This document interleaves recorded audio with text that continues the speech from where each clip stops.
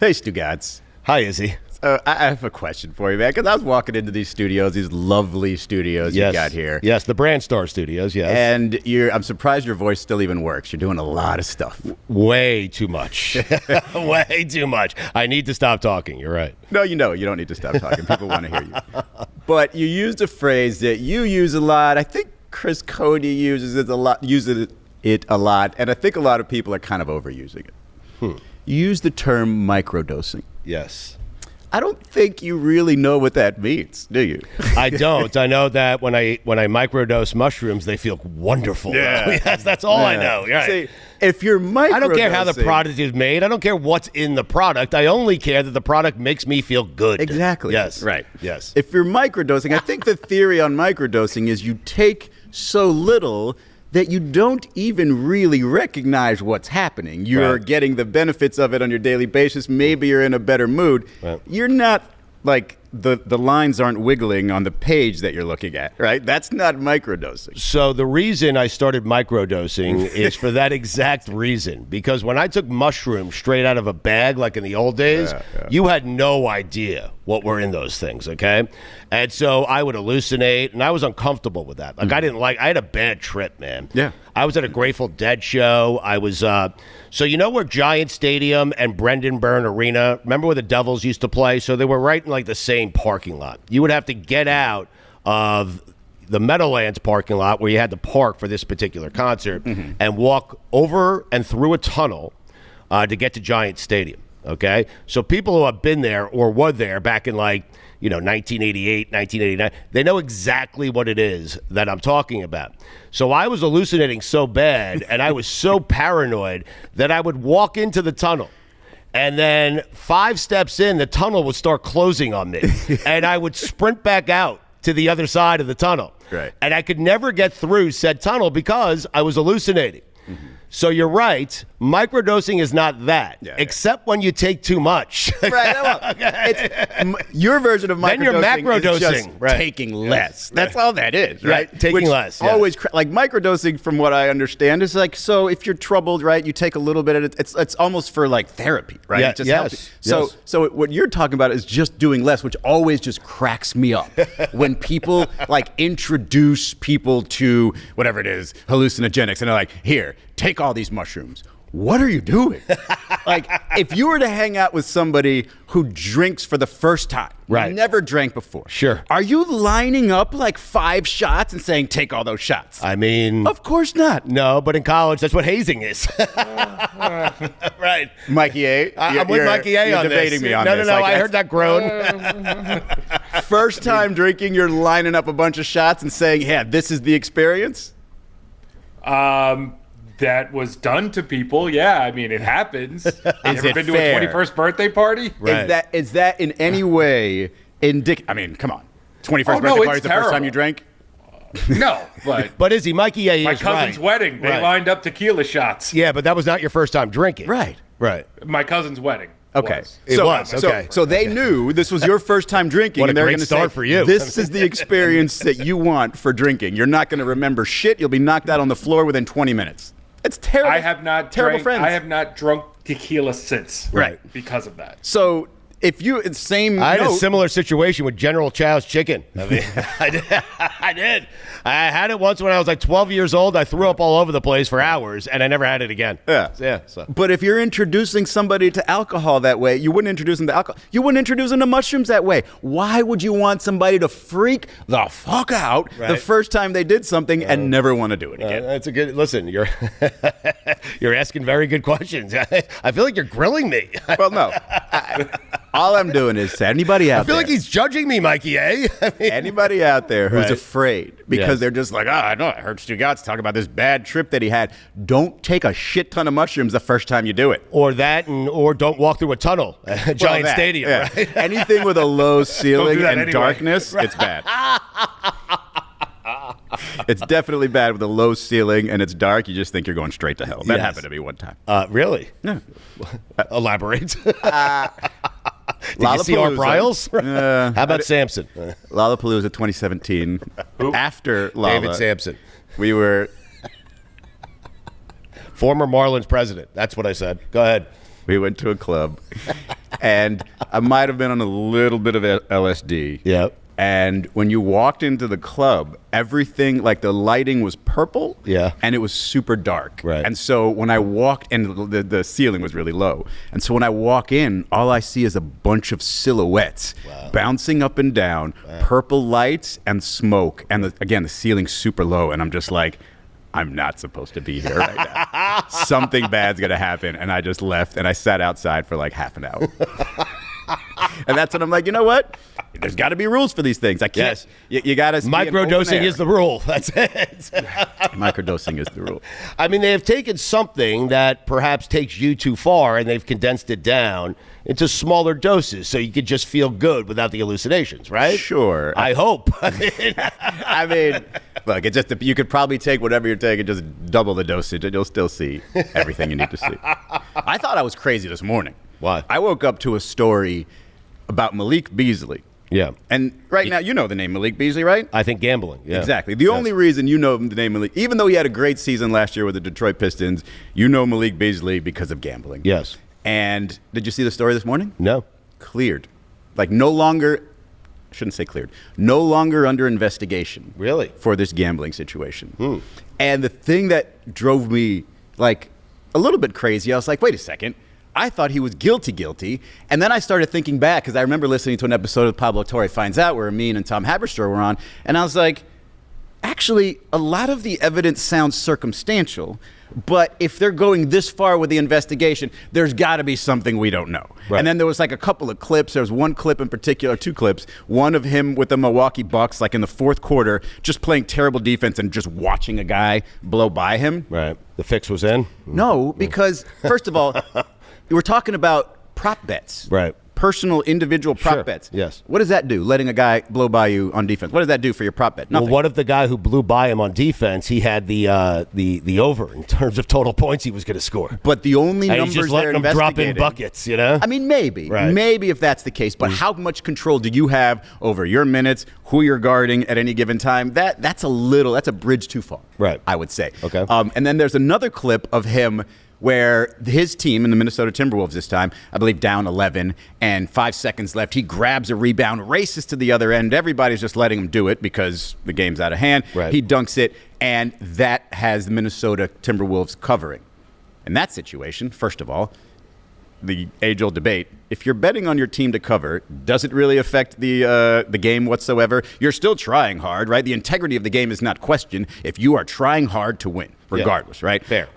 But also, he was in the Minnesota Timberwolves where he'd had the biggest contract he'd ever had in his career. Right. So it wouldn't really make any sense. And correct me if I'm wrong, all the prop bets that Malik Beasley was being investigated for were tied to his rebounds. A suspicious amount of money came in on the unders for his rebounds, but in all those situations, the over hit. So he was getting rebounds. I only know of one of those, but that's exactly correct. Wait, hold on, just so I'm clear, he was getting the rebounds, is what you're saying. So okay. People were betting him not to get the money was on the under. Yeah. Right. The money was on the under. This is the bet that this whole investigation was pinned on. Right. Weird.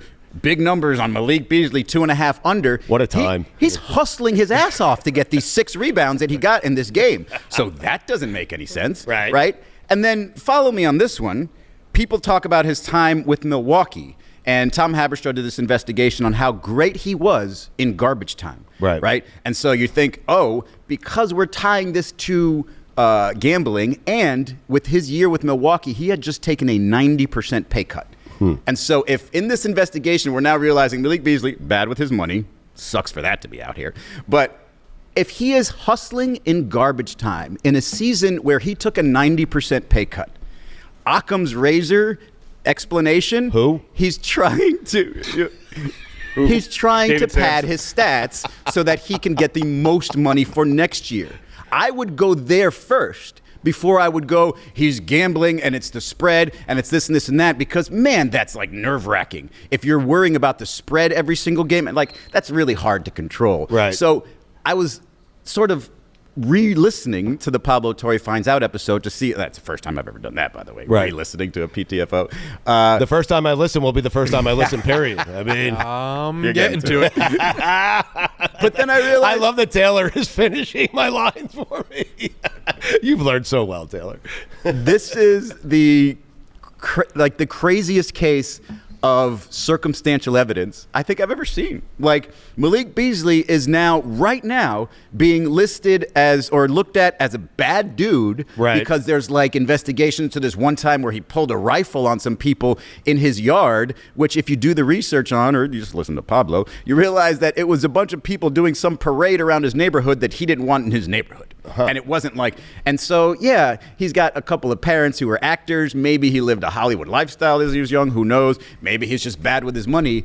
But none of this means that this dude gambled and is like should be under investigation by the FBI. And everybody's saying he's guilty. And now, like, nothing. Nothing there. And even Terry Rozier supposedly not under investigation anymore. Mikey A., did you know we were hosting the show today with Malik Beasley's attorney? I mean, I did not. I mean, now, does this ever go away?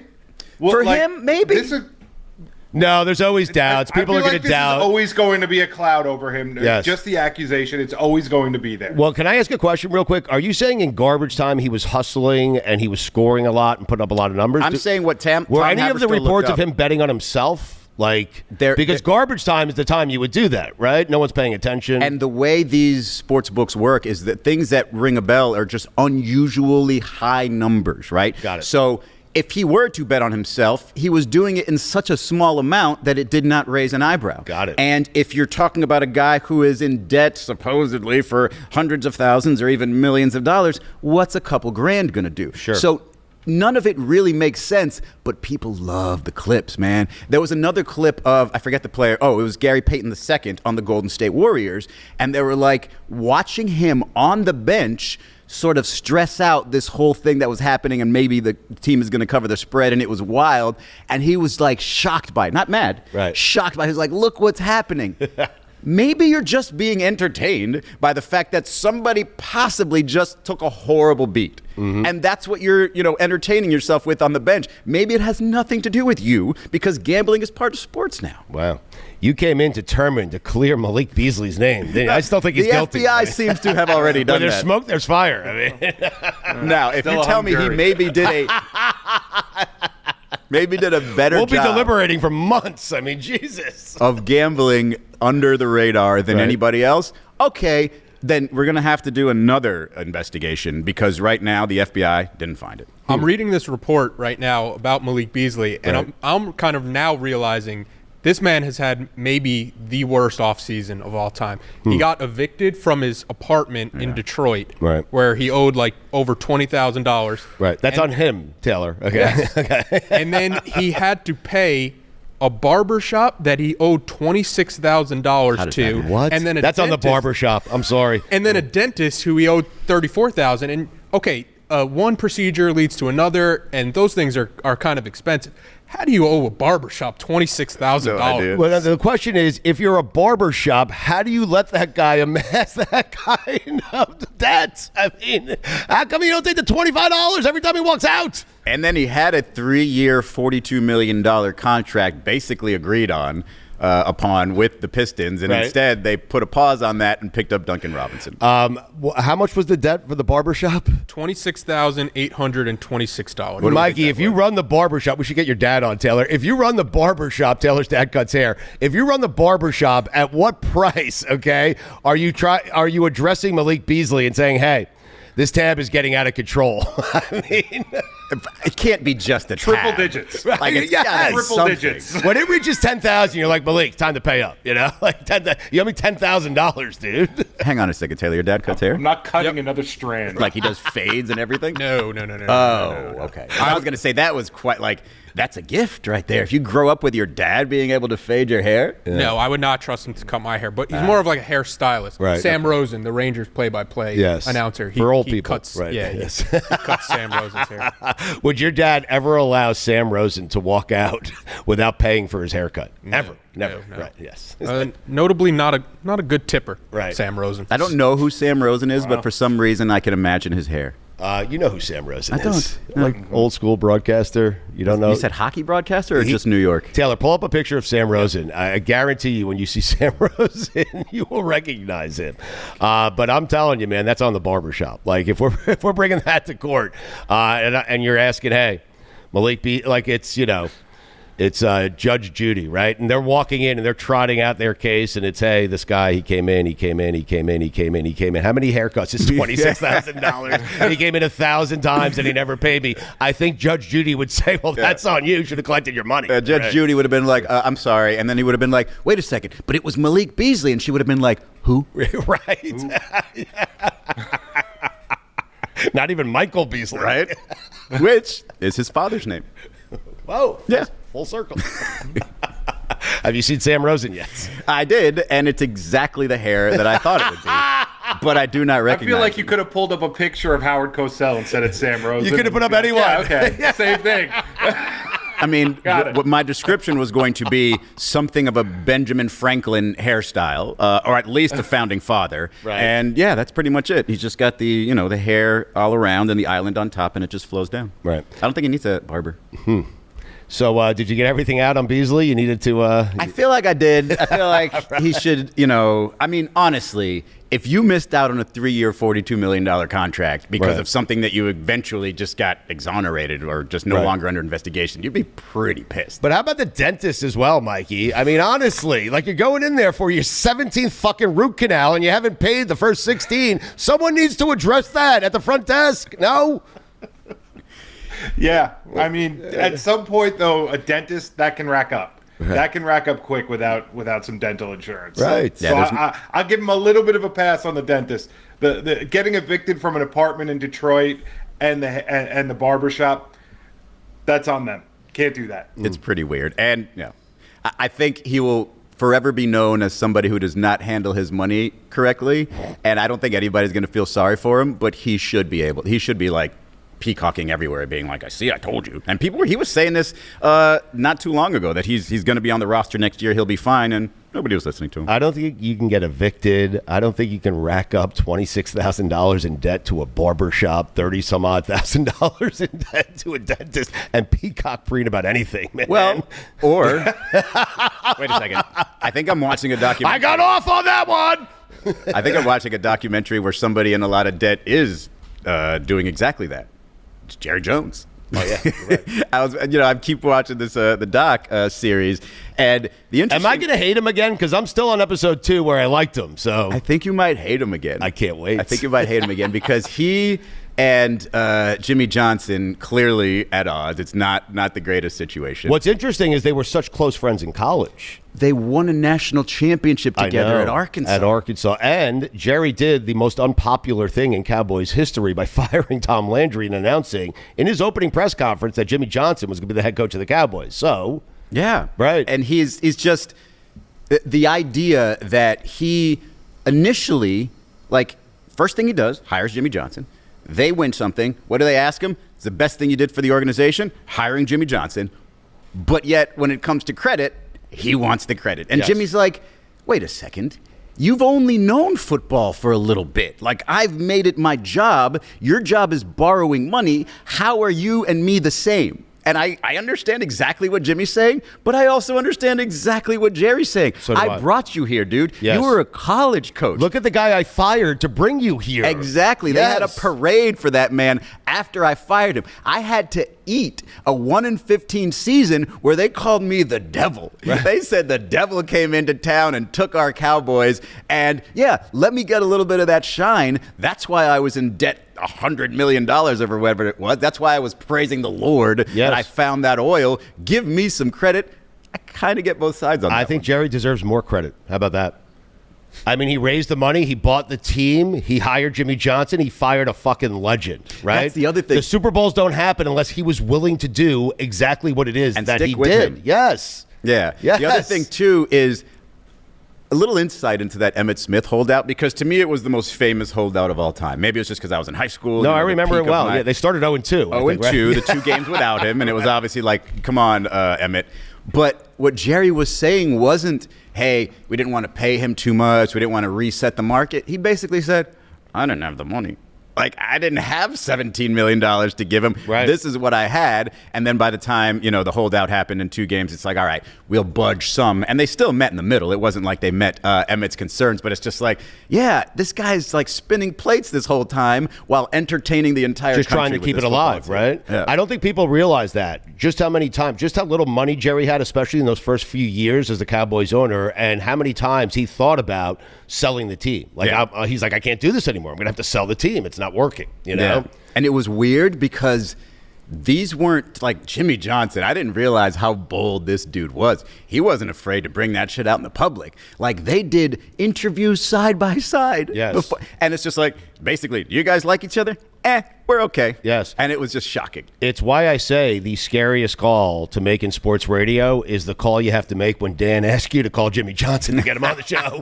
I didn't see that until this documentary.